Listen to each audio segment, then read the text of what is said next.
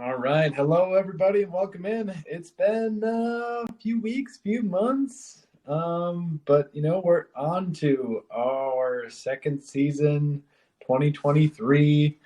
We finally made it past the Super Bowl, so back onto our favorite time of year, the off season. Yeah. So we are your Titans of Fantasy Football podcast. I am your host, Garrett Daigle. With me, as always, Caleb Armstrong.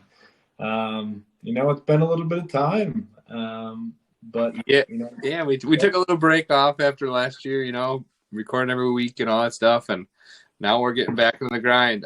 For all you big dynasty owners and or people who just like to hear fantasy all year round, this is when kings become legends and legends become kings. So yeah, and right around now it's an exciting time because we are a little over a week and a half-ish.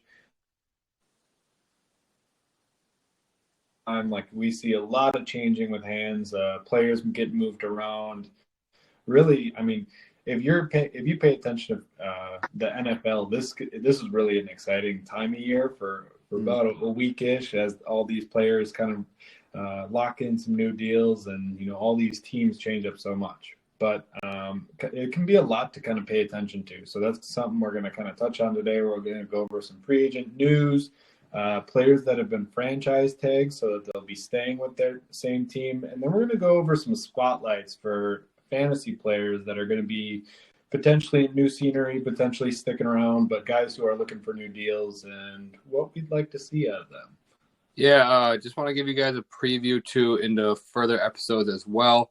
The NFL Combine just basically concluded, and we'd like to break that down for you, but we're going to give a little bit more, hear some more things about players and see what pro days really bring around too, because some people didn't really participate all the way, but so far, before we dig too deep into it, the Combine, there was a lot of, what's the right word? A lot of disappointments, I would say, on some players that were projected to go high. And then one class in particular, tight end class right now for the rookies is looking, deep, which is a position of need for a lot of things. And we might just cover one or two guys in our episode today on that exact position and how they correlate to the coming year. So the Combine, well, I was just going to say quick, the Combine was really interesting this year because usually you get a couple workout warriors and there's usually one or two. It feels like the wide receivers are usually the ones under the spotlight for the Combine because so much revolves around like the 40 times and, who's going to be the speed demon or the freak athletes. This year it was, we got 4 quarterbacks at the top of the class. That's who everybody's watching. Even like the top running backs were kind of overshadowed for a bit. Yeah. And you mentioned the wide receivers, and I'm happy it did that way because that was the ones that I was kind of more referring to as disappointing. This wasn't really known to be a huge wide receiver class to begin with, but right now we're looking at a question mark at who is going to be wide receiver 1. I feel like there's 4 guys you could throw into that category where right now with quarterback and wide tight end, it's a battle for the top one, but like they're all pretty good looking candidates where running back is pretty much set in stone with Bijan Robinson, but there was a couple, like you said, workout warriors, Zach Charbonnet looked just absolute ridiculous, put up some gaudy numbers, and then a couple guys who definitely ranked or raised their draft stock. But like I said, that's a whole other episode, whole other podcast we will do where we break down Combine pro days before the NFL draft and see what that does and then what we expect after the NFL draft too. We'll kind of do a 1-2 there, before and after effect on that stuff. But down the road, like Garrett mentioned, we're going to go into free agency. March 15th is the official start of NFL free agents, but we've already seen some teams scooping up their players that they have that are going to hit free agency and or people who were already on waivers, so they could sign them as league rules. So, Garrett, with that, we are going to start the podcast on free agents, and we're going to roll off with here. We always like to do our little games, and so I got a little game for you here because these guys are 3 free agents, and these were, I would say, they're probably very overlooked free agents right now, but last year had some fantasy value at given times. And I think that, again, they could be relevant in the upcoming year. So, Garrett, with that, we're going to do like a little family food poke thing, but I'm going to name the first guy, and don't give me the answer right away until you hear your like cue, basically, okay? Okay. The first guy was a starter most of the year, started 14 games last year. When starting, produced a 6-8 record. He threw for 2,900 passing yards, 18 TDs, 9 interceptions. But here's the big thing that's very overlooked.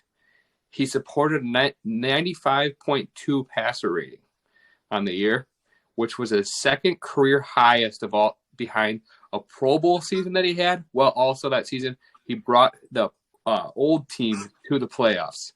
He finished as the QB 22 in fantasy. So, Garrett.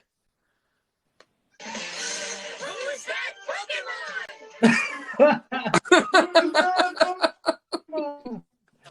Oh gosh. This is an interesting one. Okay, so hit me with the passing stats again. 29 yards, 18 TDs, 9 interceptions. 95.2. I'll tell you what, his interceptions were outliers compared to actually, he had a 67% completion percentage as well. Is it Daniel Jones? No, because his record was much better. So this guy had a last year a very, very weak room around him. The best player offensive-wise on that team was a wide receiver rookie.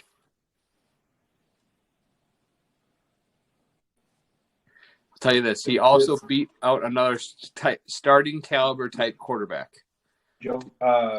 Andy Dalton. Correct.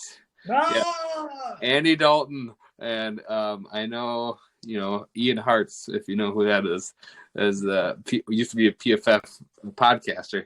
He's big on Andy Dalton going into the offseason. He thinks he could be a solid backup somewhere.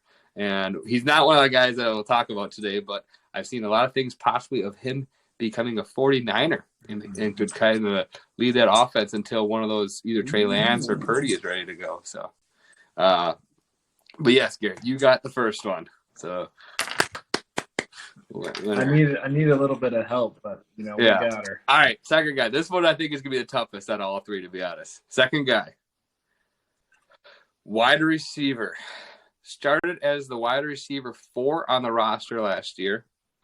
Finished as the wide receiver 2 due to injuries and one guy just very underperforming. On the year last year, he had 57 receptions, 690 yards, and 4 touchdowns. This guy is age 29. He's been in the league for a while. Been primarily a blocking wide receiver, but last year was his best career for yards, and he finished as a wide receiver 46 on the year. So Garrett, wait, stop, Garrett. Survey says you're in for a good time. Survey says? Survey says Mac Hollins? Correct. Mac Hollins. Yes. Mac Hollins was a guy who was scoped in on going into today, and we were talking about people. I'm like, man, he shaped out a really, really good year, and he had a couple nice games. Yeah, he I would say from out of nowhere, middle of the year to the end of the year, he was fantasy usable, I would say, especially in flex or depending on injuries. But once Renfro and Waller went down, he really kind of merged into that wide receiver 2 role. But yeah, he's older, 29. I was kind of shocked at that age. So yeah, that is kind of wild. Last one here. I do have a dead giveaway hint, but I'm going to save it to the end. And right. So this guy was a running back. He had finished the season with 860 rushing yards, 200 receiving yards, so over 1,000 total combined yards. So he wasn't bad, and 6 total TDs. But he did finish as an RB30. Reason being is he only started he was probably the starter for 9 or 10 games. And the dead giveaway hint is he was traded right at the deadline to a team that he backed up the running back he used to back up it previously. So Garrett. Who is? Wait. Yep.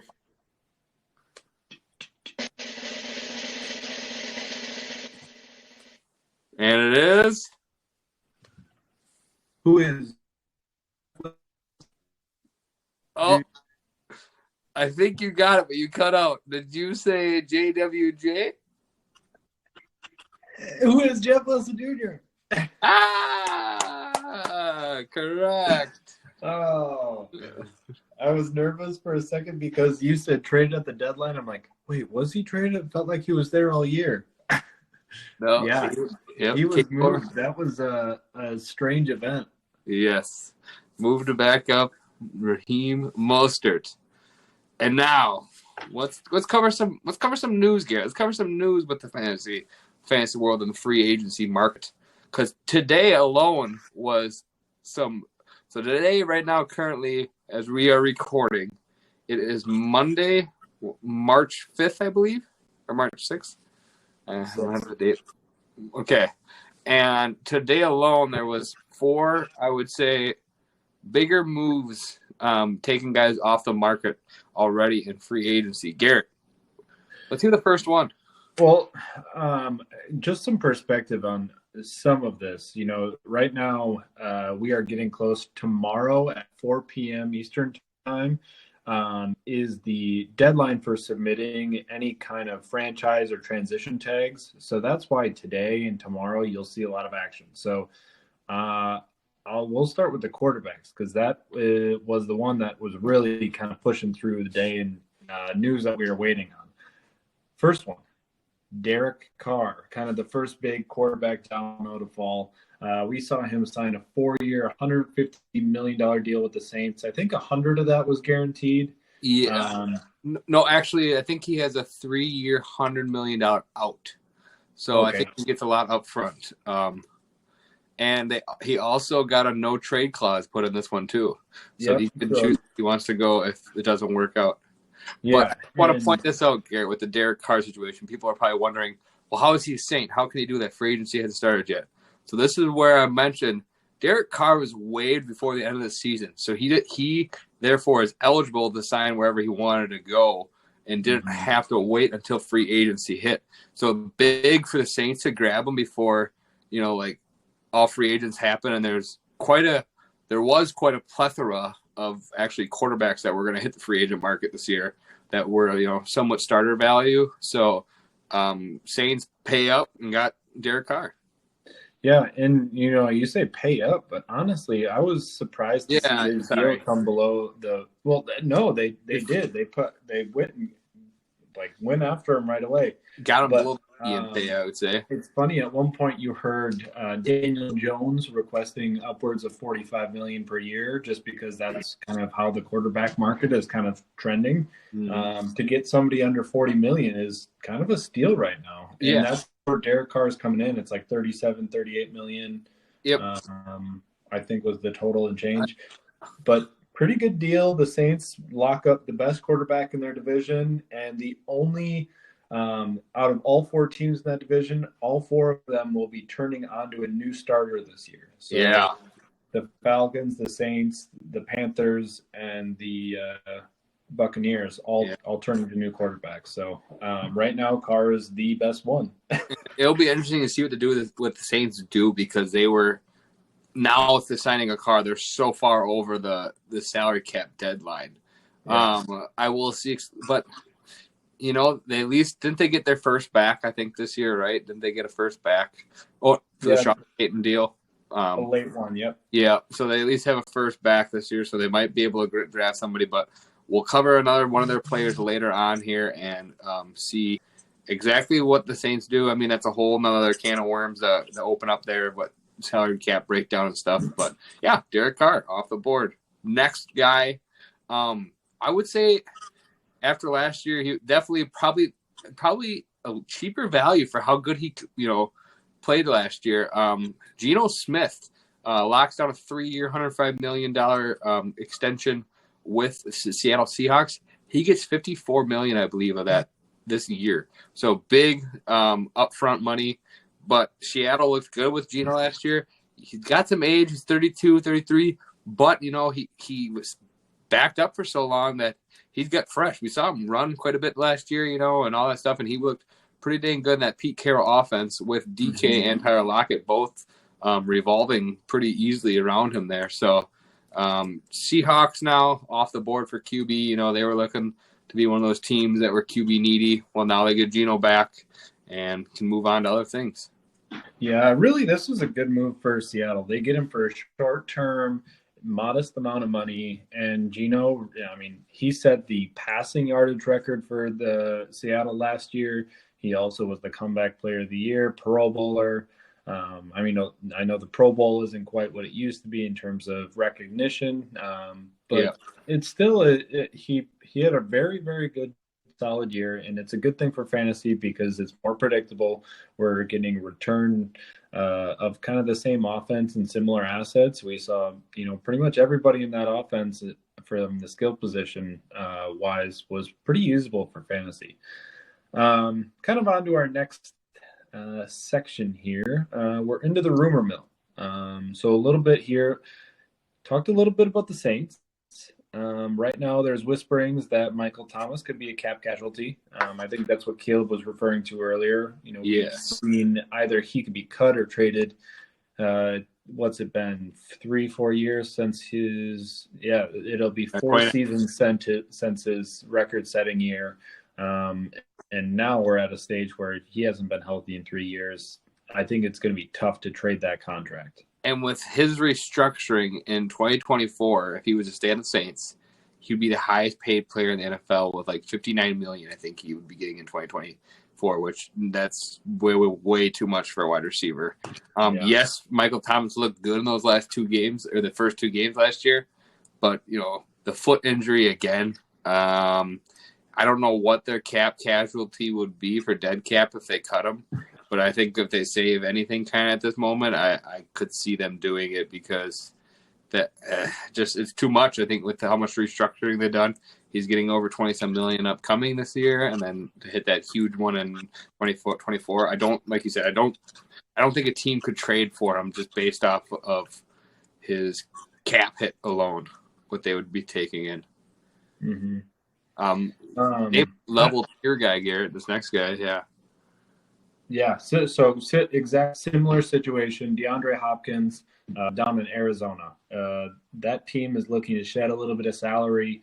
And with Kyler likely out for the start of the season, the Arizona Cardinals are looking to shed some of that cap. And they also picked up Hollywood Brown last year. So DeAndre Hopkins, being a little bit older, is now likely to be traded and moved over. So apparently there have been a lot of teams calling in on him. Still looked like he had it last year. So a good guy with a lot of opportunity to kind of push for a couple more seasons at the twilight of his career. Yeah, just like you said, he came back and, like you said, looked like he had it. When he came back after week 8 there, he actually, in those last final weeks, he was the wide receiver 6 in points per game. So pretty normal DeAndre Hopkins, I would say. It looks like he healed and recovered from that knee injury. Last guy here was pretty god-awful last year, to be honest. We were high on him in the beginning of the year. Same tier, veteran, coming off injured, big cap hit coming, and that's Allen Robinson with the Rams. Rams, like Garrett mentioned with the Cardinals, kind of in that they need to shed some, weight on the cap spot, and Allen Robinson could very likely be that way. He kind of wants out anyways, as a rumor mill sounds, and likely cut. But if I guess the right trade suitor pops up, they'll take it. But he's not a huge cap hit. I think he signed a 3-year, $45 million. Yeah, it's like 15 a year. Yeah, so it's not bad that way, considering the wide receiver market is pretty crazy right now. But maybe they find a suitor, but likely a cut probably before the NFL draft would start. Yeah, and then the next 2 we got here are running backs that are either cap casualties or just looking to move on. So the first one is Leonard Fournette, cut by the Buccaneers. they're turning over to Rachaad White, ready to start that new leaf. It makes more sense with them, with the salary cap, to shed that weight and move on from him. Plus, Fournette was not the best in the world last year. Worst running team. Yeah, and then the second one is Ezekiel Elliott. He is likely to restructure his deal to be a little bit more team-friendly for this year, just so that they can move some money around and restructure for the cap. But he is expected to stay with the Dallas Cowboys for. Yeah. The last guy here is, if you're a fan of football, you notice that the Jaguars were starting to open some eyes this year. Trevor Lawrence kind of coming into his own. That offense really rolling. Well, let's be honest. They got probably their best wide receiver coming back. All-pro wide receiver. Calvin Ridley was reinstated today by the NFL, so he can start practicing with the team, participating in team drills, and he should be 100% ready to go by the start of next year. Yes, he did miss about a year and a quarter, year and a half, but he's still young enough where I think he can bounce back from the time down. It's not like he was just sitting around. He was healthy, so he probably was staying in shape and all that stuff. And that leads. I'm gonna just tag team this one, go right into the next one. No pun intended with the tag. But franchise tags we're gonna go right into, and talking about the Jaguars, or to keep on that subject, they tagged Evan Ingram today. So all offensive weapons are back from last year, plus Ridley. And now it sounds like they're going to be rolling into next season with Trevor Lawrence, ETN, JaMycal Hasty, who they re-signed already to a 2-year extension as well, who was actually a pretty viable back at the end there too when they needed him to be. And then a wide receiving core of Calvin Ridley, Christian Kirk, Zay Jones, and Evan Ingram. So Trevor Lawrence has got some weapons around him for next year. So Jaguars, if you're a fan listening in, you should be excited for next year. Yeah, I mean, that team, they found a way to build that room in kind of an unconventional way. Usually you see like a stud come in and help kind of build up that room, or build through the draft. Well, they kind of picked up a couple of rinky-dink free agents that not necessarily anybody wanted or anybody was really pursuing hard. And they've kind of made it into their own room, and now they look to be like a pretty solid all-around core. Got made fun of a lot for overpaying for all three of those guys actually last year: Christian Kirk, Zay Jones, and Evan Ingram. And I would say all of them lived up to their contracts and more last year. So not too bad looking anymore. Yeah, absolutely. In the same vein of franchise tags, we have three other ones that are notable, two that are complete and one that is expected for tomorrow. The first one is Dallas Cowboys running back Mr. Pollard, and he got the tag today. It sounds like they want him back to become their starting running back over Zeke, and kind of do that lightning and thunder routine that they've kind of come to know and rely on the last 2 years. And then we have Raiders leading rusher Josh Jacobs, who Josh Jacobs led the NFL in rushing this past year. I think he whopped off for like 1,600 and some odd yards. Really an impressive outing after all the negative signs going into last year. The Raiders could have had him for his fifth-year option. They elected not to take it, and now they're having to use the franchise tag on him, which, it was something that was seen as like, all right, it's kind of the end of the line for this first-round running back, but he comes out and just has a banger of a year. Just fantastic job by Jacobs. And the last guy we have on this list is quarterback Lamar Jackson for the Ravens. The tag has not been submitted yet, but it's pretty much all but certain that they will be franchise tagging him by tomorrow's deadline if they are unable to reach a deal. They had their GM was quoted as saying he went down to their Florida home and sat and met with Jackson, who does not have an agent. He's representing himself. And it sounds like their extension talks did not go quite how he was hoping. So I don't envy that job and trying to sit and barter back and forth, but unfortunately no deal is struck yet. So it sounds like the franchise tag is going to happen, and we'll see what happens between when that tag is sent out and the beginning of the year. Hopefully they can kind of come to some accord and he can get out on the field. Yeah. And I guess one thing to add there on that is even if they were to tag him, we could, if they can't come to contract ends, it'd probably just mean that they would tag him and trade probably. But that's all rumor mill swirling there. Nothing's been confirmed or anything like that yet. So, like you talked about though, Garrett, tomorrow is a deadline at 4:00. A lot of teams still with their tags sitting in their pockets that they could use. The tag prices have gone up though. You know, like on all players, they got a boost in the value of the tag for position. So some teams that are cap dependent might be a little more weary of using it. So, yeah.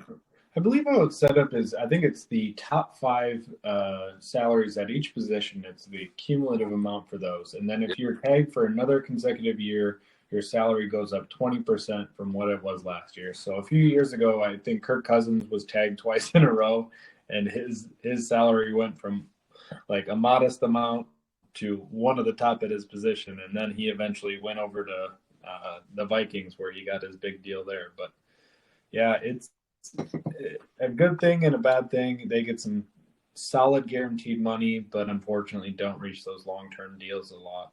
Yeah, I feel bad for Josh Jacobs in that aspect because they didn't take up his 5th-year option because they didn't see him being a long-term fit. Obviously, like you said, balls out, gets tagged, and if he gets an injury, he might not get the money that he would ever get like he would have after he performed last year. You would expect him to be one of the top-paid running backs after what he did last year. So, all right, Garrett, with that, let's get into our free agent breakdown. So me and Garrett selected 3 or 4 guys that we want to cover. Give you guys just a little bit of rundown here on some free agents and how they did last year, how we kind of see them in the future, where their potential landing spots are, and just aspects of why we are targeting them in like fantasy wise for free agency, why this could have a big effect on these type of players. So Garrett, I'm gonna let you start first here. All right. So coming in at the top spot on my free agent spotlight, I've got 2 big names to begin with, but the first one is going to be tight end Dalton Schultz. And the reason I wanted to highlight him is because tight ends suck. Honestly, if you don't have one of the top few tight ends, you probably just have a bunch of turds that you're rotating around, and it sucks for the fantasy scape to try and figure out who's who. Think about a few years back, we saw Austin Hooper had a really good year over down in Atlanta, and he was playing with Matt Ryan. And the following year, he got a big deal, which is, I mean, it's great for the player, but he went on and went over to Cleveland, where he was never fantasy relevant again. Now we have, Dalton Schultz, who 2 years ago, he put up a similar kind of like stat sheet as Austin Hooper did. He was right around 80 catches, 800 yards, 8 touchdowns. Very solid year. He ended up being, in 2021, he was tight end 3 right behind Travis Kelce and Mark Andrews, who those 2 are kind of in their own ballpark right now. They are far and away the best 2, and then everybody else kind of files in somewhere along behind them. Well, this past year, he received the franchise tag that we were talking about before. So Dallas franchise tags him. He ended up missing a couple games. He missed 2 games, and then he had 2 more games that he barely even played. It was just a couple snaps. He had a few high-volume 10-plus target games, which those are, monumental for a tight end. And he also had similar pace to what he did in 2021. So he was kind of around that 60 catches, 600 yards, just under 6 touchdowns, where, if he were to see a full season, it's pretty likely that he could have ended up right around those 2021 stats. So you take this guy who, he's a physical, solid all-around tight end, 6'5", 250, big, decent guy. Well, in our fantasy scape, we just don't have that many great tight ends. So him reaching free agency, we're at this point where it's like, got some possible destinations, some teams needing tight ends, some teams that have some money to work with. So you have teams like Dallas where he could just return to it, which all in all, that's probably his best bet, especially for us. There's no solid wide receiver 2 there. So he is kind of the de facto number 2, if healthy. Probably good target volume and probably similar fantasy production that we've been seeing. That's predictable. Some other teams that might be enticing, maybe the LA Chargers, if you were to go there, and then the Detroit Lions and the Houston Texans, 2 teams with some bigger cap space, with that being a position of need and the receiving room possibly using some help. He's really like a kind of the marquee tight end of this class, and you're not going to find big names otherwise. No. We already saw Evan Ingram tagged by the Jaguars, which he kind of had his coming out season after some lackluster ones. Yep. So to highlight it initially, the tight end room and Dalton Schultz. Yeah, definitely Dalton Schultz is probably quite a bit higher up on a tier compared to the rest of them in that free agency tight ends. I did mention about how great the rookie draft looking for tight ends, but Schultz is going to be a hot commodity based off, like you said, 2 years of already proven success. And I definitely, like you said, I think Dallas has to be interested in going back after him, especially basically only him and CD were the only offensive passing threats last year. Maybe Pollard out of the back a little bit, but they definitely could use Schultz back in that offense. So my hey, there, good. I see you're frozen on my screen. I don't know if you still can hear me or not. Yep, I can hear you good. So my first guy that I am targeting here is, so I'm going to be honest. When I was thinking about the free agencies and labeling these guys, my first initial thought was some different guys here. But based off of today and yesterday's actions, my first 2 that I'm going to talk about, but this one specifically, was based off of the free agent class that was available dwindling down due to tags and such. So my first guy I have on the list is a guy I was, saved me last year in quite a few leagues, and I drafted him simply due to being a handcuff behind Christian McCaffrey because of his injury prone, and that is D'Onta Foreman. He is 27 years old as a running back. Yes, that is a little long in the tooth, as Garrett likes to say. But Foreman, truthfully, his first 2 years in the league, didn't get a whole lot of snaps. Then he tore his Achilles, and it almost took him 3 years to come fully back into the league. And then in 2021, he kind of had his coming out party at the end of the year when he replaced Derrick Henry. And he actually has that kind of Derrick Henry-esque type running to him style. And so last year, he got signed a 1 year, he was a free agent last year, 1 year, $2 million contract to go to Carolina.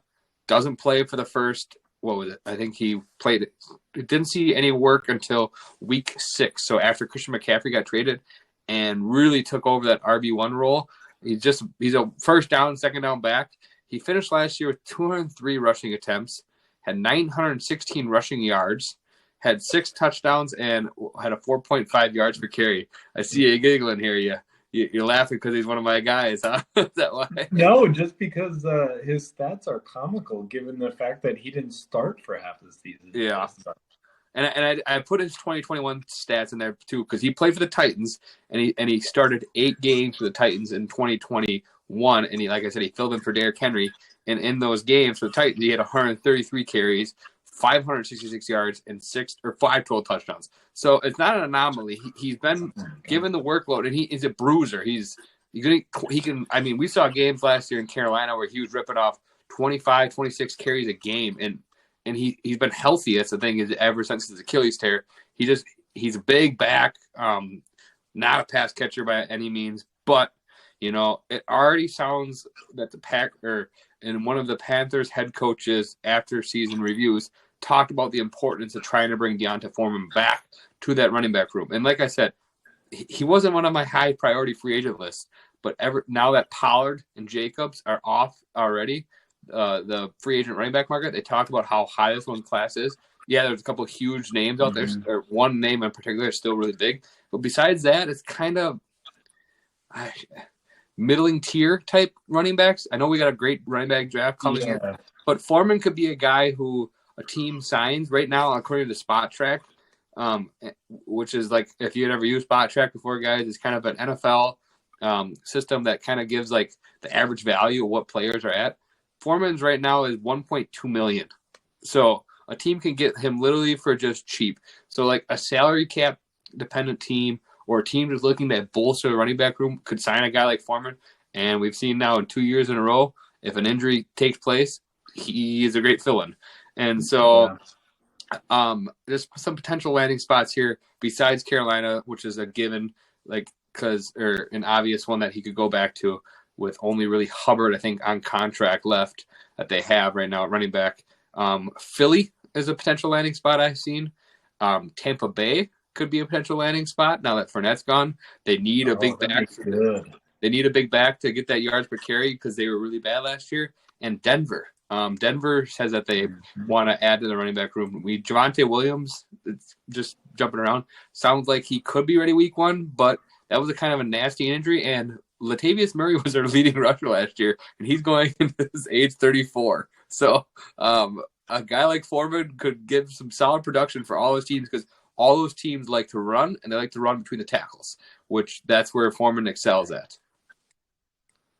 When you started on him, I knew initially I'm like, that's Caleb's guy. Of course, he's gonna pick him. But he really is such a good complimentary back for a guy who's kind of come off the bench the last 2 years and really just excelled at being just a bull. He's done just a great job. So I really like the Buccaneers as a landing spot, especially, Rachaad White being the pass catching back, him kind of being the early down workhorse. That really seems like a good thunder and lightning approach. But yeah, whoever picks him up is going to get a really good ancillary player for them. Well, and like I just mentioned, and I know Spot Track ain't exactly right, but I could very well see a team taking the same contract he got last year and him being fine with it. A 1 year, $2 million, $1.5 million contract for a guy who, like I said, two statistical seasons in a row has produced at a pretty good level. Why not?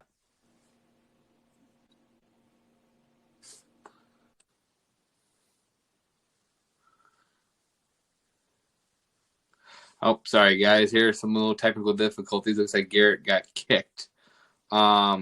Since he got kicked, I'll just move right on to the second guy here. I'll let him get back in here. My second guy that I am going to cover is also due to the free agency part, like I mentioned about how based off of players getting taken off the board and getting already signed or just tagged or whatnot. And so a big talks this year was the free agency quarterbacks coming in. So you would have Carr, Geno, Lamar, Jimmy G's been named on those types. So, and this year there's a lot of QB needy teams, I would say. One guy who I really, really don't like in fantasy in the past, Garrett, I'm just going over my second guy since you got kicked. So I just been started. So it's a quarterback. And one guy that I really, like I said, I don't really like for fantasy in the past, but he kind of excelled. I wouldn't say excelled greatly, but did well in a role last year where he didn't give a lot of enough to thrive with, but he also exceeded at more than people thought. And that guy's Baker Mayfield. 27 years of age he will be. And I'm not saying he can be a high volume starter, but last year he started roughly 10 games of the season. First was with Carolina, which was very, very poor. He was with Carolina, who he did have some good offensive weapons to work with there, but just couldn't get the system rolling, or I don't know what. Ended up with 13,000 passing yards there and a passer rating of 75, so not crazy high. But then he gets shipped over to the Rams, signs on Tuesday, plays a Thursday night game, leads them to a win on a Thursday night game, or I think they actually lost, but just barely. And then kind of did, I would say, not like anything spectacular in Sean McVay's system, but he did better. He looked a Baker Mayfield of the Browns type style, like a solid game manager. And when he was with the Rams, he had 900 yards passing and a pass rating of 86. So almost jumped by 10 points there. And which is, if you're floating around that, I would say mid 80s to mid 90s, that's a very, very like solid quarterback passer rating. And like I said, the Rams, though, when he was the quarterback there for the Rams, I think their wide receiver one was maybe Van Jefferson with little Tutu Atwell mixed in, and then Cam Akers in the backfield. It was not great at all with a very beat up offensive line, and he just had nothing really to work with. But he kept Rams in games, and he looked not too bad.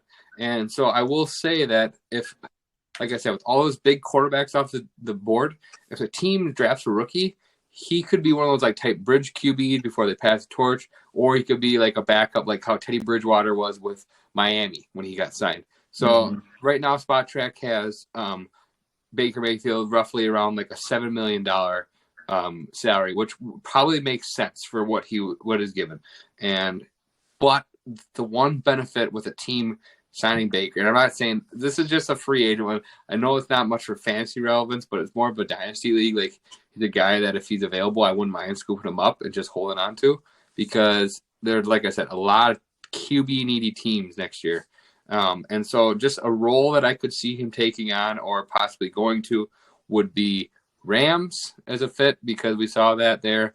Matt Stafford is getting, of age and has battled some injuries. The Tennessee Titans, we keep hearing stuff about how they're in on Tannehill, not in on Tannehill, but they're also really, really strapped. Could be a spot for him to land because Malik Willis didn't really prove too much last year. And then the Oakland Raiders, because right now they really don't have a starting quarterback going into next year. I think Jarrett Stidham is a free agent as well. So just a spot where I could see him possibly being a bridge QB if they get a quarterback in the draft. Yeah, I think I actually really like the Raiders as a spot, just because then they're not so stuck in with, like, they go into the draft, they have to draft one. Yeah. Otherwise, or else you're kind of stuck managing the situation where you go for a guy like Jameis Winston, Andy Dalton. You're kind of playing that guessing game. Yeah, I think Mayfield offers you a little bit more stability than guys like that. Plus, like you said, could help bring on a young QB if they do end up grabbing one in the draft. All right. My next guy, now that I'm officially back online, jumping into the star-studded running back room here, we have Saquon Barkley. All the glitter, all the glamour. He is your bona fide, RB stud out there. And it's very, very seldom that we actually see these guys come out and hit the open market. Typically what happens is what we've kind of talked about with some of these other guys like Josh Jacobs, is either they get hit with the tag for a year or two, or they reach some kind of 3 to 4 year bridge deal where they make some good money, and then they kind of go out until they hit their twilight of their career. In this instance, you have Barkley, who missed 2 years pretty much due to injury, kind of off and on. He played a little bit, but not full. It wasn't the Saquon Barkley that we got those 2 years. So after those 2 down years, he finally got healthy, and we saw him this past year. He comes out, he's the RB6. Big play threat. He's this bona fide stud back out on the field, pass catching back. He's shown us he had 57 catches this year. He had 91 his rookie year. He's that running back that every team kind of strives to have in their backfield, and the ideal person you want. So the situation they're in right now is, they're having trouble locking down a long-term deal.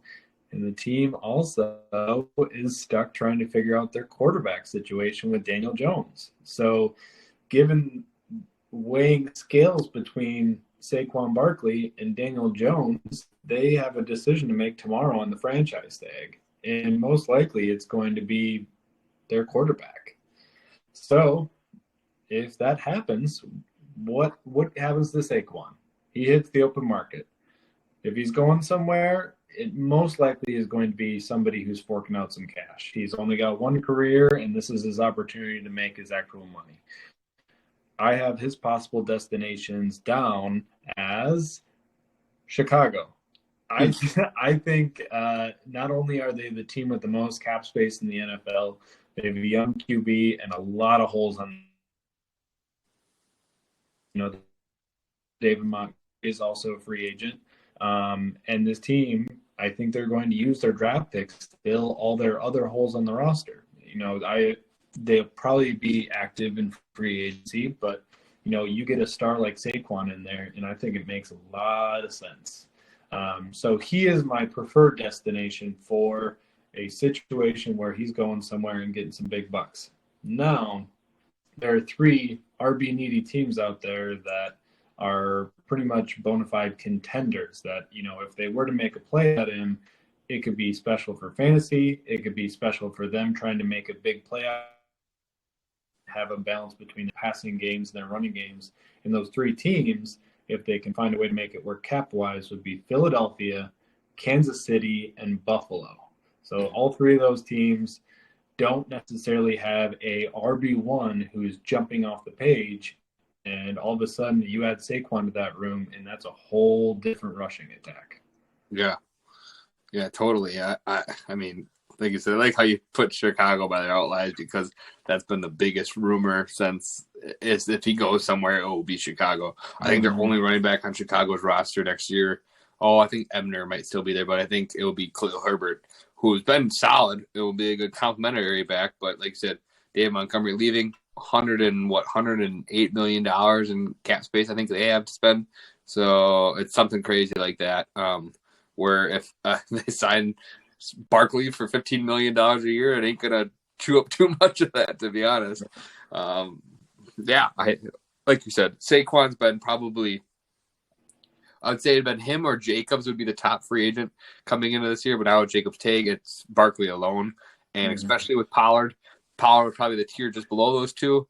And with him gone too, I mean, Miles Sanders might be the next best right now on free agency. But he really only had 1 good year where we've seen Barkley excel for how many years, when he's been healthy. So, like you said, it just the biggest thing is he was healthy all last year and played at a high level all last year. So that's big thing. All right. My last guy, Garrett, is a guy you kind of talked about, Dalton Schultz, and how he's top tier tight end in this free agency class. And then you mentioned about how last year, if you were playing in fantasy, you were in that carousel of tight ends. And it was. I made it to the championship in 2 of my leagues last year. The one I won was I had Travis Kelce. That was a cheat code the way it is. Second one was I drafted Mark Andrews. So for a while, I was doing solid. So my tight end heavy approach in those drafts actually worked out for me. Well, if you guys remember, Mark Andrews stunk and got injured at the end of last year. So I was like kind of on a carousel. Well, this guy saved me and brought me almost all the way and almost won the championship, but brought me to the championship. And he's a hybrid tight end. And that is Juwan Johnson. So 26 years of age from the Saints. We saw him kind of a little bit in 2022 or 2021 have some relevance at the beginning of the year. Last year, though, he came on quite a bit towards the end of the last year, I would say, and really, really, I guess, brought his receiving stats up that way. And I say he's hybrid because he honestly didn't line up on the line a whole lot. He played the majority of his snaps in the slot, but also lined up outside a lot because he was actually brought in when he was a rookie as a wide receiver and then transitioned to a tight end. So he's a smaller tight end. Still young, 26. That's not that old. He ended last year with 42 receptions, 508 yards, 7 touchdowns, which is, if you're one of those guys on the tight end type deal, that ain't that bad, actually. He was a top 10 tight end finish. So 7 touchdowns is pretty good. Yeah. And like you said, Garrett, very weak tight end class. And with Ingram gone, there's just another guy he bumped up on my list a little bit because he's probably, he's a good 2 tiers down from what Dalton Schultz is, but he's still a team that could use a tight end, and especially a high pass catching tight end, he could fit in. And so I labeled here as the Saints as this potential spot, just re-signed with the Saints. They could really, like I said, reuse him again. The Packers as an option, as we know that they are in the tight end market, and the Dallas Cowboys. And because we said Schultz leaving a free agent, he could be just the fill-in guy at a much cheaper spot than Dalton Schultz is. Oh, I like that. That's kind of a fun little fit for him. Yeah, Jawan, like those touchdowns, it seemed like all of a sudden, oh, he's got another one. Oh, he's got another one. Oh my gosh, it's like 4 weeks in a row. He's got 3 touchdowns in the last 4 weeks. Like, what in the world? How does he keep laying these on again and again? Especially for a guy who's kind of so behind the radar or behind the veil, I guess he's quiet. While he's doing it. Yeah, that's a fun one. So I actually have 2 guys left, and they're both wide receivers, and they're both completely different. My first one is going to be Paris Campbell. Really, I mean, we highlighted this receiver class a little bit. There is not a lot going with this receiver class in free agency this year. So Paris Campbell, a guy who I think he was a second-round pick, injured his first 3 seasons, pretty much played, 7 first 3 seasons. Now this year comes out and plays all 17 games. Pretty awesome. So awesome just to see that turnaround. Yeah. So this year 4 for him, he also went from being kind of a guy that everybody thought was just completely off the rails. He's done. He's been injured 3 years in a row. He challenged for the top receiver spot in Indy, and there were a lot of games that he looked like he was the number 1 over Michael Pittman. He also saw 4 games where he had 9 or more targets, which, we all know that 9 or more targets is, that's a big day for a receiver. Like, that's usually a pretty good indicator. Not just to cherry pick that number or anything, but that's usually, a solid target grouping. Anyway, we mentioned the shallow receiver group in free agency, but he's the kind of guy who, if he finds himself in the right situation, he could end up having a Robert Woods-esque incline to stardom where, he's not your bona fide stud out there. He's not your Justin Jefferson. He's not your Cooper Kupp. But could he, in the right passing offense, be a guy who ends up with 80, 90 catches and 1,100 yards? I think that's a viable thing that is within the realm of possibly happening. Like we said, weak receiver class. If there's a pass happy team that adds him, it could be nice. So some possible destinations we can see out there. We have Tennessee, who's pretty wide receiver needy right now. Treylon Burks had a lot of injuries last year, so if he slots in there, has some opportunity. New England has a couple of free agents with Nelson Aguilar and who's our guy? Jacoby Myers. Both of those guys are free agents, so kind of the top of that group is open. Parker is kind of like the only big one left, and then Tyquan Thornton. Yeah. Kansas City is also an interesting destination. Juju Smith-Schuster is a free agent, and then Mecole Hardman had surgery again. He should be ready for the start of next year. He's a free agent, though. Is he? Yeah. Yep. So they still have MVS there. They still have Travis Kelce. And they Kadarius still have Toney.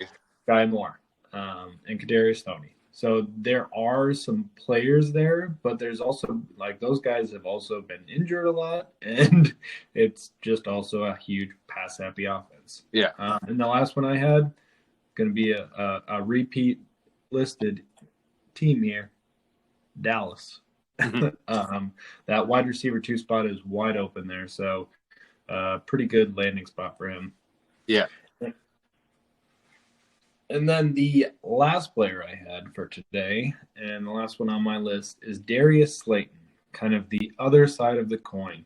Darius Slayton has been up and down his first 4 seasons in the NFL.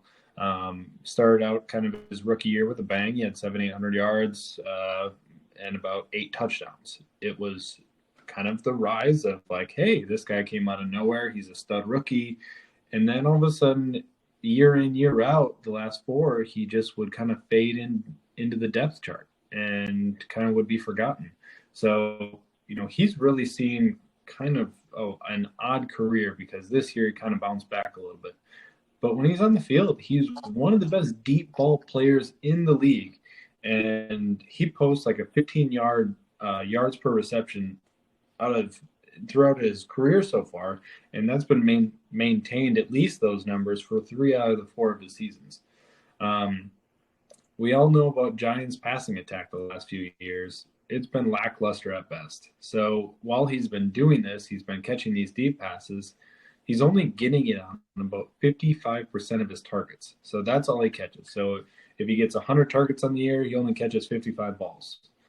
That's really low. For example, if we want to look at, the 100th best player in the league, they catch about 60% of their passes. And about the 60th best player in the league, they catch about 70% of their passes. So, say, we don't want to pretend like he's a standout and he's going to absolutely, leapfrog his career here. It's probably not going to happen. But say he moves into a situation where, it's a little bit better in terms of the passes he's getting from the quarterback. So say he just comes into a better situation, better maintaining QB for passing, and he jumps up into that 60% or 70% catch rate. If he were to catch 60% of his passes, he'd end up with 53 catches, 800 yards, 5 touchdowns.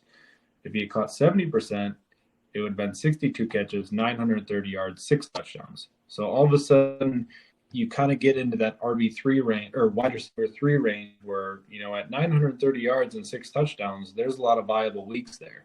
And that's no longer just this guy who you're not looking at or who you're just kind of disregarding. So, and that's assuming that he doesn't get any higher than the 89 targets he's been averaging through the first couple of years in his career. If he got over 100 targets, fantastic. But that's probably not the player that he is. So, some possible situations that would benefit him.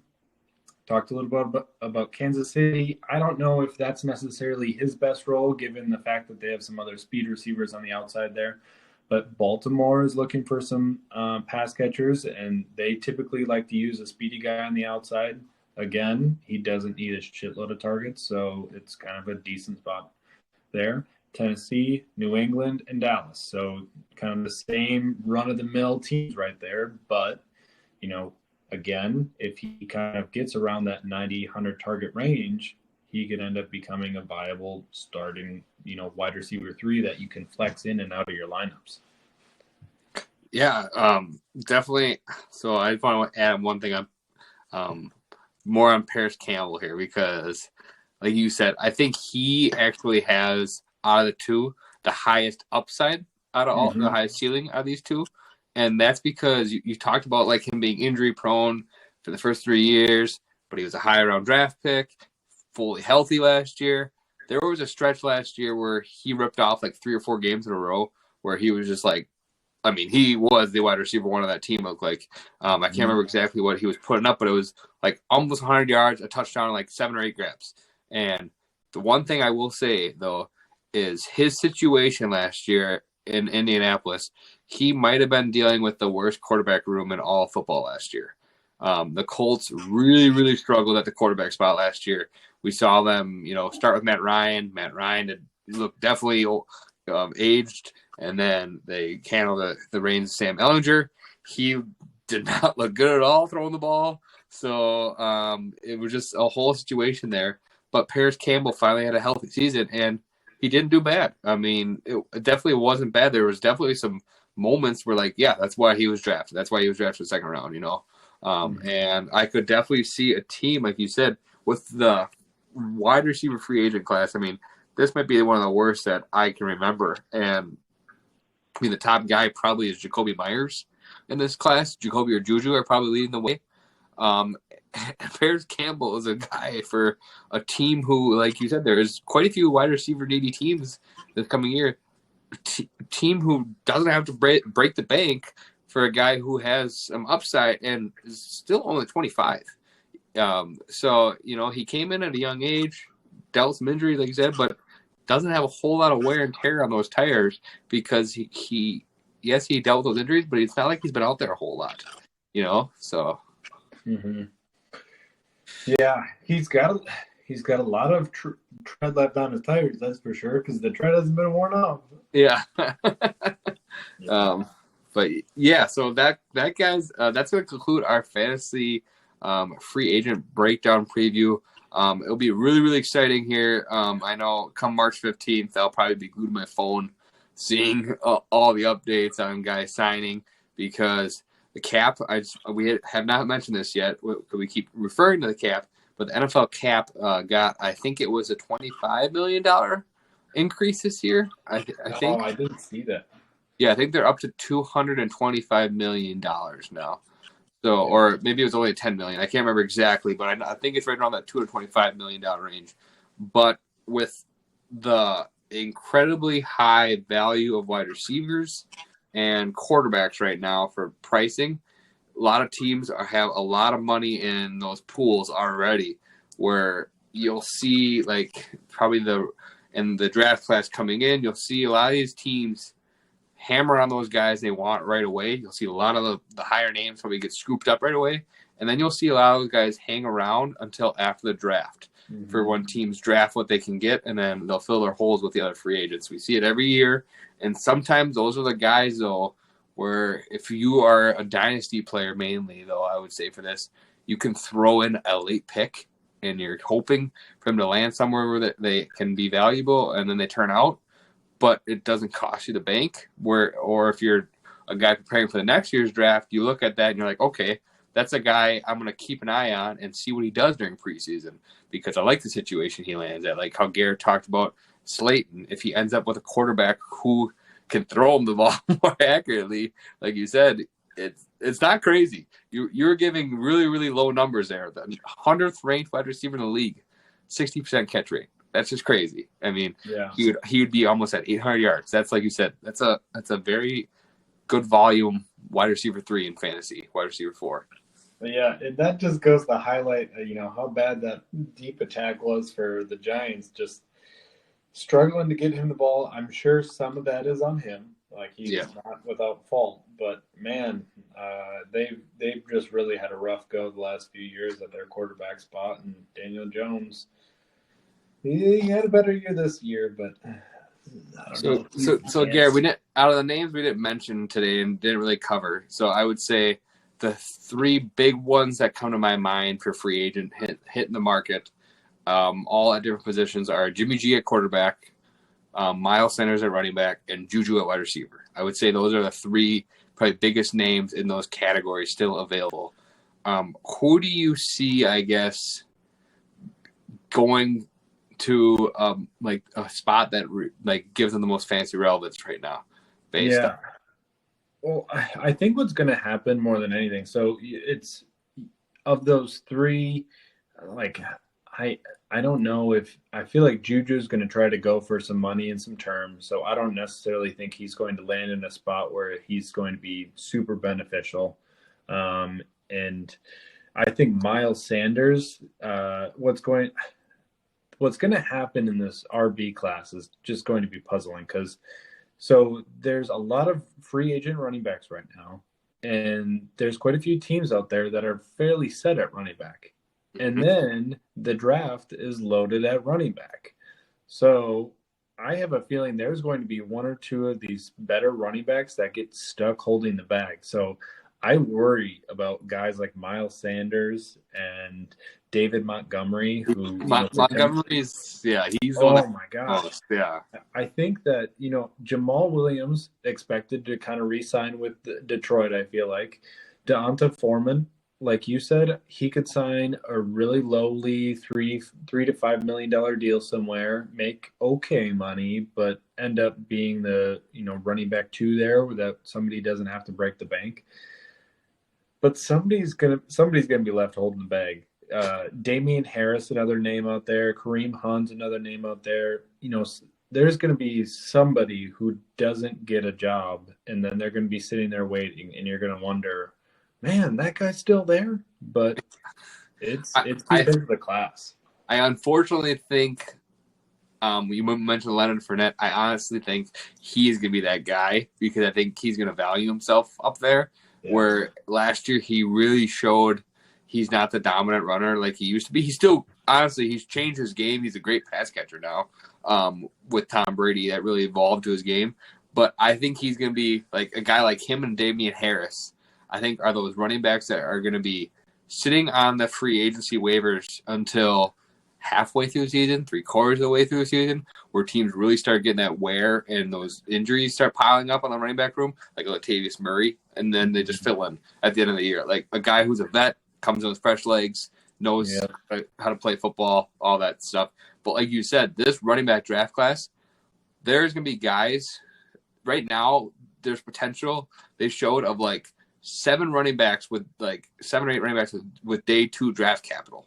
That's ridiculous. And that's not even considering the amount of 4th and 5th round running backs we see drafted every single year who end up with a sizable role by the end of the year. You know, like a guy like Tyler Algier, Dameon Pierce, all those type guys who weren't with the draft capital who end up carving out a role. Yeah, and man, there are just so many intriguing names that in a different year, things could be so different. Like things could have been so different for these players. So like Alexander Madison's out there, Rashad Penny's out there. Yeah. I mentioned Damian Harris, James Robinson had a few good years. Like, man, Devin Singletary looked pretty good this year. He was a solid 200 carry, 800-yard guy for 4 years. It's like that's the kind of guy who should normally stick around the NFL and find a decent backup job or just kind of move around a little bit. I just don't know if it's in the cards. No, and I think like talking about it a little bit, and you talk about just depending on the year, if you were to take these guys and put them back last year's free agent draft class with a weak RB class coming in like last year's was, I mean, what was it? 3 guys with day 2 capital, 4 guys with day 2 capital, I think it was last year. Yeah, we had 2 second-rounders and a couple third-rounders. Yeah, I think we can go on. Yeah, we're not going to go too much into detail about it, but like Rashad Penny got like a 1 year, $10 million contract after a stellar end of the year. A lot of those guys that are on that list had a big end of the year push, you know, kind of like that, like you talked about. Yeah, like Dave Montgomery and Miles Sanders were both finishing pretty strong last year. Yeah. So, and like you said, one of them's going to be sitting there, I think, holding, like you said, Le'Veon Bell, waiting to get paid, and might not come. Yeah, it's going to be interesting. But kind of that being said, just to give you guys a little insight looking forward at kind of what we're looking at for the next few weeks. So as far as the NFL dates go, like we said, tomorrow is the deadline for clubs to designate their franchise tags. And then the beginning of the new league year is March 15th. And there's a negotiating period from the 13th to the 15th, which that is technically the legal tampering period. So starting on the 13th, we should see deals start coming out where it's a negotiating period, and that's really the start of free agency before the deals are officially finalized. Yeah. So, you know, this was kind of our primer before free agency. We'll probably do an episode about a week after free agency once we have a bunch of signings to talk about and something exciting to go over. And then before the draft at the end of April, we'll give you guys another episode to kind of go over the highlights of the draft and players to watch out for and that sort of thing.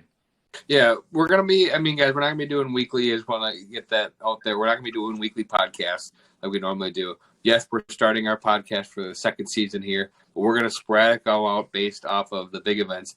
But, probably about a month and a half before season starts, or I guess mainly right after the NFL Combine or draft like it was last year, we're going to get right back into it, roll through with like how we did last year, kind of our breakdown of everything, and, give you guys big previews into the season, so. Yeah, it'll be exciting. But that being said, it's been fun jumping back into it with you guys. We look forward to our next episode, and thanks for tuning in.